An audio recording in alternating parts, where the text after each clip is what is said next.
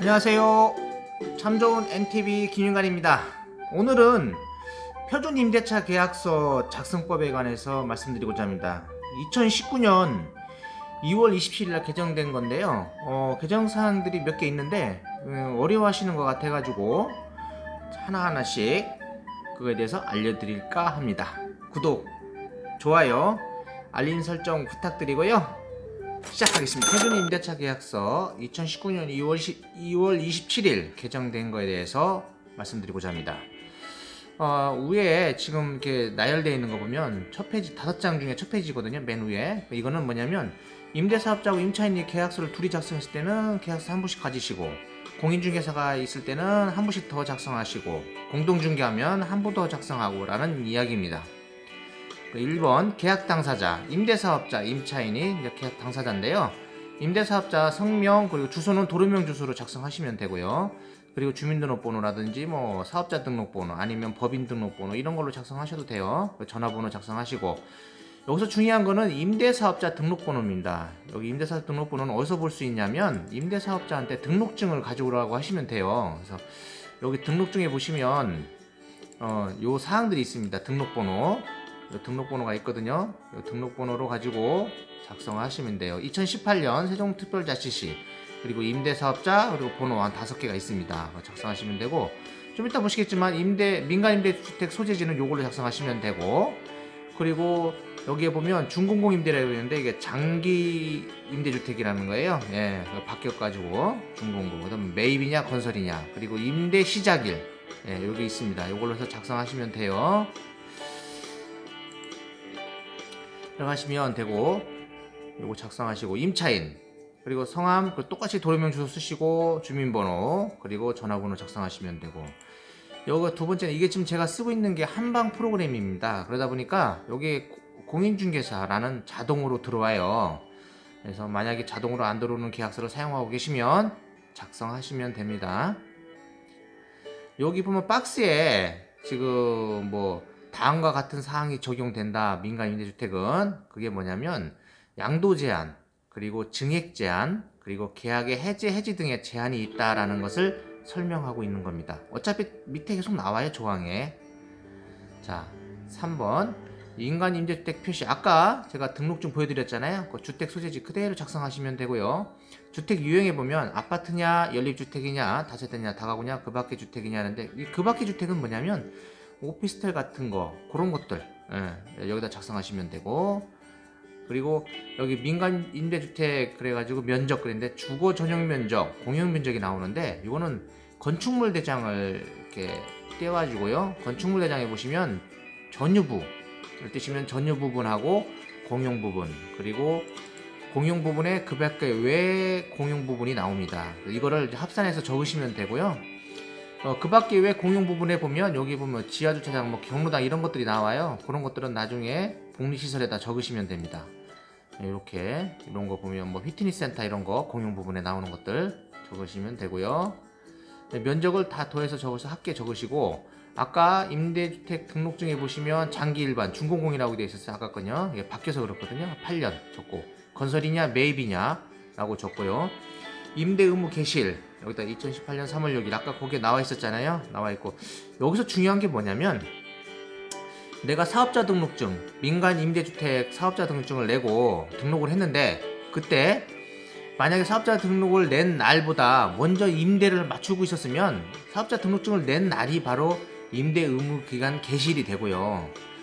사업자 등록증을 내고 민간 임대주택 등록증을 냈는데도 불구하고 임대를 못 맞추고 그 나중에 맞췄다면 임대 의무 기간 개시일은 나중에 임대 맞춘 날부터가 임대 의무 개시일이 됩니다. 예, 그때 그걸 작성하셔야 되는 거고요.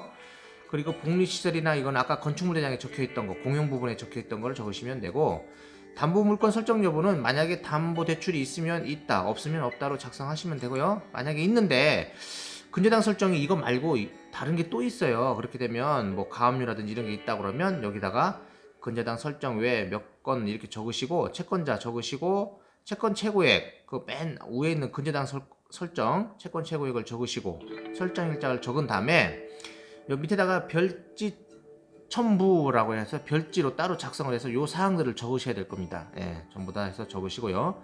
그리고 임대보증금 보증가입 여부 그래서 의무가입 대상이 아니다라고 하는데 보통 임대사업자들은 전부 의무가입 대상이 아닙니다. 그렇지만은 여기 의무가입 대상인 게 있어요. 그게 어디냐 그러면 민간건설 임대주택에 그러니까 건설 임대사업자라든지 아니면 분양주택 전부를 우선 공급받아 가지고 임대하는 민간 매입 임대주택 임대사업자들은 임대보증 보증 가입에 대해서 의무사항이라는 거죠. 그래서 그것은 사용검사를 받은 날부터 임대 의무 기간이 종료하는 날까지 보증 가입을 해야 됩니다. 그래서 보증 대상액은 임대보증금 전액에 대해서 보증 가입을 하셔야 되고 보증 가입 기간은 임대차 계약 기간 동안 해야 된다. 그래서 이거는 임대사업자가 잘 아셔요. 이걸 공고해야 되거든요. 그 아파트라든지 이런데 자기가 임대하는 데다가 공고를 해야 되기 때문에 그 공고문이 있어요. 그걸 참조하시면 되고 그거에 대해서 제시해달라라고 하시면 됩니다. 임대보증금 하고 월 임대료 적으시면 되고 임대차 계약기간 뭐 계약한 기간대로 적으시면 되고요. 그리고 계약금 얼마 그리고 잔금 얼마 그래서 언제까지 여기서 또 바뀐 게 뭐냐면 임대사업자 계좌번호 기재사항이 있다라는 거예요. 그래서 임대사업자 은행이라든지 계좌번호 적으시면 되고 여기 보면 임대차 계약기간이 2년으로 되어 있는데 이 한방 프로그램에 뭐가 잘못됐냐면 민간 임대주택 입주일 2조하고 똑같이 들어가요. 치면 요게 입주일이 이것은 아니라고 생각을 합니다. 그래서 요거는 좀 바뀌어야 될 사항인 것 같고요. 사망 임차인은 1항과 2항에 따른 임대보증금 이자 없이 임대사업자에게 이자한다. 요 금액은 임대보증금 이자가 없다라는 얘기나 마찬가지고요.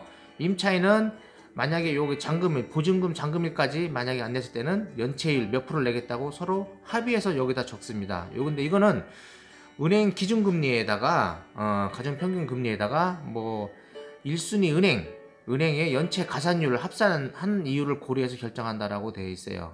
그렇게 결정하시면 되고 뭐 월 임대료는 만약에 말일날까지 내하며라고 되어 있는데 이것은 특약으로 다시 적으셔야 돼요. 그래서 만약에 15일에 들어갔다 그러면 15일날 선불이면 선불, 후불이면 후불에 대한 거를 특약에 꼭 명시를 해주셔야 되고 만약에 날짜가 말일날까지 계산을 하잖아요. 그러면 그 말일날까지 계산을 하게 될 때는 1일로 해서 하면 돼요. 1일 하루하루로 계산해서 작성하시면 됩니다.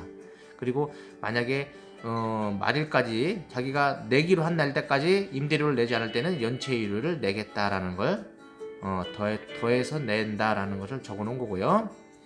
요거는 2조는 제가 좀 잘못된 거라 뭐 입주일은 서로 상의해서 적으시면 될 것 같아요. 요 입주일은 아닌 것 같습니다. 그리고 월 임대료 계산 아까 얘기한 것처럼 만약에 말일이 딱 끝나는 날이 아니면 하루하루로 계산해서 선정해서 하면 된다고 하고 입주일이 만약에 입주일부터 월 임대료를 계산하는데요. 만약 입주 지정 기간이 뭐 이거는 뭐 우리가 일반 분양 임대 아파트 아니면 뭐 민간 임대 아파트 들어갈 때 공공 임대 아파트 들어갈 때 뭐 예약가 이렇게 되는 것 같아요. 그래서 입주 지정 기간이 지나서 입주하는 경우는 입주 지정 기간이 끝난 날부터 계산한다. 이건 당연한 이야기고요. 그리고 관리비와 사용료는 임대사업자 또는 임대사업자가 지정한 관리주체에게 납부해야 되고요. 특약으로 정하는 기간까지 내야 되고 임대사업자는 임차인으로부터 연체된 금액에 대해서는 연체료를 적용해가지고 연체료를 더해서 내게 할 수 있다라는 거고 그리고 뭐 관리비 부과하는 영수증을 통지해야 된다는 거고요. 그 다음에 임대조건의 변경이라고 해가지고 임대사업자가 임대보증금, 임대료, 관리비, 사용료, 모든 납부금을 조정할 수 있는데요. 이것은 뭐냐면 임대료를 증액할 때는 임대료 5% 범위 내에서 그리고 한번 증액하면 1년 이내는 그 증액을 못한다라는 것을 여기서 5조에서 이야기하고 있는 겁니다. 그리고 임차인의 금지행위 보면 타인에게 전대를 하면 안 된다. 그리고 다른 용도로 사용하면 안 된다. 파손 또는 멸시해서는 안 된다. 그리고 합의한 사항을 위반하면 안 된다라는 것이 바로 6조의 사항입니다. 임차인 금지행위고 7조는 임차인 의무인데 이거는 뭐 선량한 관리자로 유지 의무해야 된다, 관리해야 된다는 소리고요. 8조는 민간 임대주택 관리 범위인데 뭐 위주택 공용 부분이나 부대시설, 복리시설 임대사업자 또는 임대사업자가 지정한 주택관리업자가 관리를 하고 그 내부, 주택과 그 내부는 임차인이 관리한다라는 내용입니다. 민간 임대주택의 수선 및 뭐 보수의 한계라고 해가지고 보수와 수선은 임대사업자가 부담으로 하고요. 그리고 전용 부분, 그리고 내부 시설을 임차인이 파손하거나 멸실, 그리고 소모성 자재는 임차인이 부담하겠다라는 거예요. 그래서 여기 또 보수 주기에 대한 얘기가 나오는데요. 벽지 장판 같은 거는 10년, 그리고 전등 기구는 10년. 다만 훼손으로 훼손돼서 위험이 있다든지 안정상 위험이 있다 그러면 조기 교체해야 된다는 거고요. 그리고 만약에 이제 보수 주기나 이런 거는 여기에 맞춰서 하셔야 된다라는 기간을 명시한 건데, 뭐 이건 다른 사항들, 요거 말고 벽지 장판, 전등 기구 이런 거 말고는 따로 협의해서 작성하시면 됩니다. 임대차 계약의 해제 및 해지라고 해서 이제 네 번째 페이지인데요. 뭐 거짓이나 부정한 방법으로 임대주택을 임대받은 경우라든지, 뭐 3개월 내에 입주하지 아니한다든지, 임대료를 3개월 이상 연속해서 연체를 했다. 연속해서 중요합니다. 연속해서 연체를 했을 경우에요. 그리고 뭐 본래 용도가 아닌 타인 용도로 아니면 고의적으로 파손한다든지. 그리고 여기 보면 6번 사항인데 이건 공공지원 민간 임대주택에 대해서 이야기인데요. 임차인이 소득이 뭐 요건을 초과해 놓으면 임대가 해지되고, 또 임대 계약 기간 중 주택을 소유하게 된 경우도 해지되는데, 이때 예외 조항이 있어요. 상속이나 판결, 뭐 혼인 등으로 인해서 만약 했을 때는 6개월 내에 처분을 하면 되고요. 혼인 등으로 집이 생겼을 때는, 그때는 뭐 그 세대 구성원이 소유권을 취득한 날부터 14일 이내에 전출 신고를 하시면 세대가 분리된 경우에는 그냥 된다고 합니다. 예외 조항이고요. 그리고 3번을 보면 이게 공공지원이 만약에 분양을 하는데 분양 말고 미분양이 돼서 선착순으로 만약에 방법으로 입주자를 선정했을 경우에는 그것은 예외한다고 합니다. 그리고 뭐 공공지원이 민간임대주택이나 공공임대주택의 중부가에 입주하는으로 확인된 경우, 그리고 뭐 표준 임대차 계약상의 의무를 위반한 경우는 해제 조건이 된다라는 거고, 여기 8번에 보면 그 밖에 뭐 표준 임대차 의무를 위반한 경우, 그래서 여기서 임차인은 이라고 했어요. 임차인이 만약에 시군구청장이 뭐 중대한 하자가 인정된 경우는 임차인이 계약 해제 통보를 할 수 있고요. 또 임대사업자가 뭐 부대시설이나 공유를 파손시켰을 때 임차인은 만약에 임대차 계약을 해제나 해지할 수 있다 이거고요. 그리고 뭐 임대사업자의 기책 사유로 지정 기간 내 3개월 이내에 입주를 못했을 경우에도 해제 또는 해지할 수 있고요. 임대사업자가 이 표준 임대차 계약서의 의무를 위반한 경우에 표준 임대차 계약서의 의무를 위반했을 때도 임차인은 해제나 해지를 할 수 있다는 거고, 임대보증금 반환은 계약이 끝났다든지 해제 또는 해지가 됐을 때는 임차인은 주택을 명도하고 임차인은 동시에 보증금을 반환해야 된다라는 이야기입니다. 그리고 주택 내부 일체에 대해 점검을 실시한 후 임차인이 반환할 때요, 임대료 등 관리비 그리고 모든 것을 납부한 거하고, 그리고 임차인이 뭐 수선 유지라든지 이런 거에 대해서 잘 불이행했다든지 아니면 뭐 위약금 그리고 불법 거주에 대한 뭐 손해 이런 것들은 다 보증금에서 공제하고 나머지를 잔액을 반환하면 되고요.